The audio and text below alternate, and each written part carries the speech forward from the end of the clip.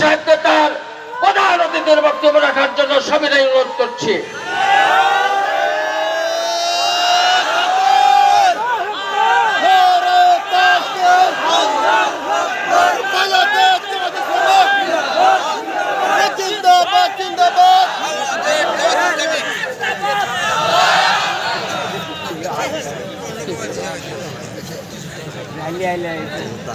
আসসালামু আলাইকুম রহমতুল্লাহি ওয়া বারাকাতুহু।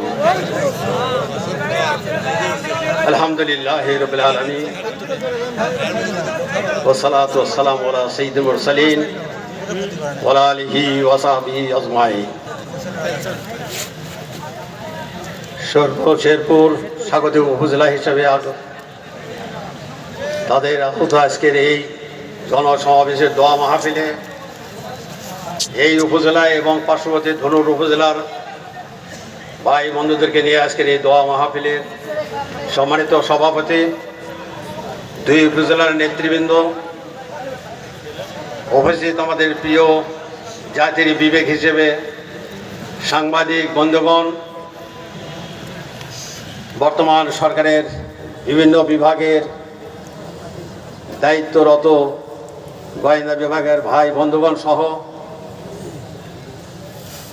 এই এলাকার হিন্দু মুসলিম ভাই এ বন্ধুগণ, আল্লাহর দরবারে শুকরিয়া আদায় করছে যে আল্লাহ তাআলা দীর্ঘদিন পরে আমাদের এই মাতৃভূমিতে নিজেদের স্বাধীনতাকে ভুলে দিয়ে, আমাদের অধিকারকে ভুলে দিয়ে, আমাদের কথা বলার অধিকার ভুলে দিয়ে, আমাদের ধর্মীয় অধিকারকে ভুলে দিয়ে আমরা যে দেশের নাগরিক হিসেবে পরিচয় দিই, সেই দেশের বৈশিষ্ট্যকে রক্ষা করতে না পেরে আমরা দীর্ঘদিন ধরে এই জালেম সরকারের, বিদায়ী জালেম সরকারের জুলুম এবং অত্যাচারের জাতাকলে নিষ্পৃত হয়েছি।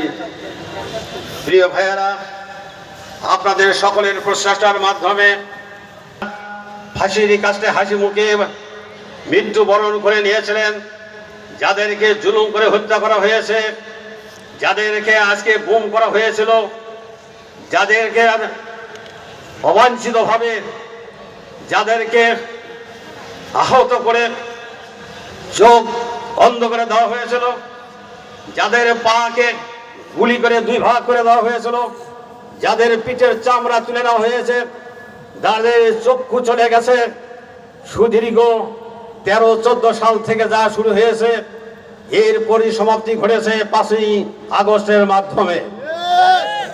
প্রিয় ভাইয়েরা, বাংলাদেশের এক কৃতি সন্তান ধনুটের শহীদ আব্দুল মালেক ভাই, যিনি ঢাকা বিশ্ববিদ্যালয়ের বড় ছাত্র ছিলেন, তার মাধ্যমে বাংলাদেশে শহীদদের দরজা উন্মোচিত হয়েছিল। আমরা সেই মাটিতে রয়েছি, সেই মাটিতে আপনারা কাজ করছেন। আল্লাহর মেহেরবানিতে অনেক কষ্টের পরে, অনেক ত্যাগ কুরবানির পরে বাংলাদেশকে আমরা স্বাধীনভাবে পেয়েছি। বাংলাদেশে আজ কথা বলার অধিকার হয়েছে। বাংলার আকাশ বাতাস আজকে আমাদের জন্য সুন্দর পরিবেশ তৈরি করে দিয়েছে। আল্লাহ রাব্বুল আলামিন তার এই জমিনের তার বান্দা হিসেবে আমাদের কথা বলার অধিকার আল্লাহ ফিরিয়ে দিয়েছেন। আজকে সাংবাদিক বন্ধুগণ তাদের মন খুলে লেখার সুযোগ তারা পেয়েছেন। পুলিশের ভাইয়েরা তারা স্বাধীনভাবে এদেশে সার্ভিস করতে পারবে এবং স্বৈরাচার গভর্নমেন্ট যেভাবে তাদেরকে বাধ্য করেছিল দেশের বিরুদ্ধে, মানুষের বিরুদ্ধে এবং আমাদের বিরুদ্ধে, নাগরিকদের বিরুদ্ধে, দেশের স্বার্থের বিরুদ্ধে তারা যেভাবে ব্যবহৃত হয়েছিল, তাদের এই শিক্ষা তারা গ্রহণ করতে পেরেছে। এই দেশের আর্মি, বিজিবি, পুলিশ সকলে এই দেশের সন্তান, তারা আমাদের ভাই। মুক্তিযুদ্ধের সময় তাদেরও ভূমিকা অনেক ছিল এবং বর্তমানে তাদের ভূমিকা রয়েছে, কিন্তু সরকারের ব্যবহারের কারণে তারা কিছুটা বিচ্যুত হয়েছে, কিছুটা তারা ড্রেইল হয়ে গেছে। আপনারা জানেন কতগুলো আর্মির প্রধানকে তাদের মাথাকে ক্রয় করার কারণে তারা ভারত বিরোধী সেন্টিমেন্ট ছেড়েছিল, সেইটা তাদেরকে ভুলুণ্ঠিত হয়ে গেছে। আজকে তাদের কাছে থেকে আমরা মুক্তি লাভ করেছি। ভাইয়ারা, ওয়াকার সাহেব শেখ হাসিনার ভাস্তি জামাই হলেও তিনি দেশের মানুষের জন্য আপনাদের কারণে তিনি সঠিক পন্থা অবলম্বন করেছেন। তিনি জাতির পক্ষে তিনি দাঁড়িয়েছেন এবং আপনাদের পক্ষে পৃষ্ঠপোষকতা করেছেন, আপনাদেরকে সাহায্য করেছেন। আমরা তাদের সমস্ত বাহিনীকে আমরা ধন্যবাদ জানাই, সাধুবাদ জানাই। প্রিয় ভাইরা, এই দেশকে গড়তে হলে দেশের সকল নাগরিকের প্রয়োজন রয়েছে। গভর্নমেন্ট এমপ্লয়মেন্টের যেমন দরকার রয়েছে, একজন দিনহীন আমাদের মজুর আমাদের দিন এনে দিন খায় এরকম শ্রমজীবী মানুষ যারা, তারাও আমাদের ভাই, তারাও এই দেশের নাগরিক হিসেবে আমাদেরকে সাহায্য করবে, এটাই আমাদের কথা ছিল। আজকে দেশের হিন্দু মুসলিম যত ধর্মের মানুষ আমরা থাকি না কেন, সকলের দেশ এই বাংলাদেশ। এটা কারো বাপের জোড়াতে বাংলাদেশ না, আমাদের বাপের বাড়ি। আর হিন্দুদের এটা শ্বশুর বাড়ি নয়, আমাদের বাপের বাড়ি, এটা ওদের জাগির বাড়ি নয়।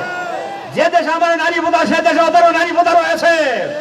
ভাইয়েরা, আজকে আমাদেরকে কেন শহীদদের জন্য কি কারণে আজকে দোয়ার মাহফিল করতে হলো, একবার আমরা জিজ্ঞাসা করতে চাই।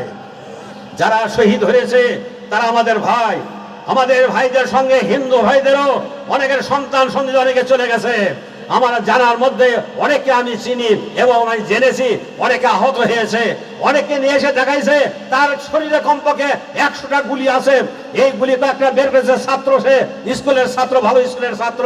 আমি তাকে দেখলাম এবং তাকে যতটুকু করার আমি করেছি, তাকে দোয়া করতে বলেছি। ভাইয়েরা, মুক্তিযুদ্ধের সময় তারাও আমাদেরকে সহযোগিতা করেছে, এখনো করতেছে। কারণ এই দেশ আমাদেরই শুধু না, ওদেরও এই দেশ। ওরা আজকে কেন অশান্তিতে রয়েছে? ওরা আজকে কেন তো ভীত সন্ত্রস্ত অবস্থা থাকে? ওরা কেন ওদের ধর্মীয় অধিকার আজকে আদায় করতে পারে না? ওদের পূজার নাক কেন ভেঙে দেওয়া হয়, ঘাড় কেন মটকা দেওয়া হয়, ওদের জমি কেন দখল করা হয়, ওদের বাড়ি ঘর কেন সম্পত্তি দখল করা হয়? কেন এটা করা হয়? করে কারা? করে তারাই যারা আজকে আপনাদের সোনামণি, আপনাদের ভাই ব্রাদার, আপনাদের আত্মীয় স্বজনকে হত্যা করেছে, যাদেরকে শহীদ করে দিয়েছে, এরাই আমাদের যেমন ক্ষতি করছে। ওরা মুসলমান যারা ভাই রয়েছে, যারা হিন্দু, তারপরে হলো অন্য ইহুদি খ্রিস্টান বৌদ্ধ যারা রয়েছে দেশে, যারা সাঁওতাল সহ যারা আদিবাসী রয়েছে, তাদের একইভাবে তারা অত্যাচার করে। আজকে আমাদের দোয়ার মাহফিল করতে হচ্ছে শহীদ ভাইদের জন্য। এই শহীদ ভাই আমাদের মুসলমান ভাইয়েরা, হিন্দু দাদাদের, তাদের জন্য আমরা কল্যাণ কামনা করি। তাদের মধ্যে থেকে যারা আহত হয়েছে এবং চলে গেছেন, একবার বলেন তো, এই শহীদ কি পাকিস্তানের রাজাকার পাকিস্তানিরা এসে করেছে? না, তারা করলো না। করলো কারা? করেছে মুসলমান। কারণ কি আছে? কি অপরাধ করেছেন আপনারা? ইসলামপন্থীরা কি অপরাধ করেছে? জুলুমের বিরুদ্ধে প্রতিবাদ জানানোর জন্য আবার বৃদ্ধ জনতা, ছাত্র জনতা যে প্রতিবাদ করেছে, অপরাধ কোথায় ছিল তাদের? বৈষম্য ছাত্র আন্দোলনের ছোট্ট একটা ব্যাপার তাদের ছিল। প্রিয় ভাইয়েরা, মুক্তিযোদ্ধার নামে কোঠা, আরো বিভিন্ন কোঠার মাধ্যমে প্রায় 56 ভাগ কোঠা নিয়ে এই দেশের এই সরকার, জালেম সরকার, তার নিজেদের লোকদের চাকরি দিয়েছে। এই দেশের আবহাওয়া জনগণের সন্তান এবং ব্রিলিয়ান্ট ছেলেমেলে যারা, তারা চাকরি পায় না, এই কোঠার মাধ্যমে তারা চুরি করেছে। 56% কোঠাই খেলো।